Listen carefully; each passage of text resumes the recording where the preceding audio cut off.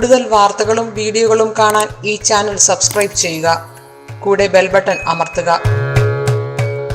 നമസ്കാരം. പലരും വിളിച്ച് ചോദിച്ചിട്ടുള്ളതുകൊണ്ടാണ് ഞാൻ ഈ മഹാലക്ഷ്മി മന്ത്രം വീണ്ടും പറയുന്നത്. മഹാലക്ഷ്മി മന്ത്രം ധനം വരാനായിട്ട് മഹാലക്ഷ്മി മന്ത്രം എങ്ങനെയാണ് നമ്മൾ ജപിക്കേണ്ടതെന്നും എങ്ങനെയാണ് അതിനെ ആചരിക്കേണ്ടതെന്നും മന്ത്രം ഞാൻ ആദ്യം പറയാം.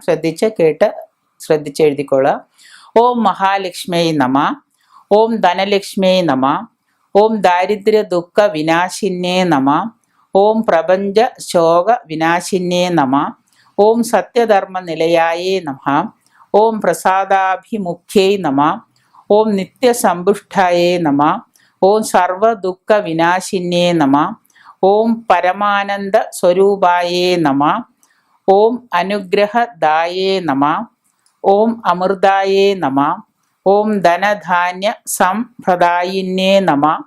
ഓം പ്രസാദാഭിമുഖ നമ. ഓം സർവാഭീഷ്ട പരമപ്രദായിന്യേ നമ. ഓം ഭക്തപ്രിയായേ നമ. ഓം നാരായണ ഹൃദി നിവാസിന്യേ നമ. നാരായണ ഹൃദി നിവാസിന്യേ നമ. ഓം ആഹ്ലാദ ജനന്യേ നമ. ഓം ഹരിപ്രിയായേ നമ. ഓം സർവഭൂതഹിതപ്രദായേ നമ.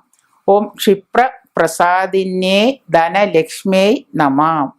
ഈ മന്ത്രങ്ങള് പുലർക്കാലത്തും സന്ധ്യാസമയത്തും ധനലക്ഷ്മി ദേവിയുടെ ചിത്രത്തിന് മുന്നില് നിലവിളക്ക് തെളിയിച്ച് നെയ്യൊഴിച്ച് കത്തിച്ച്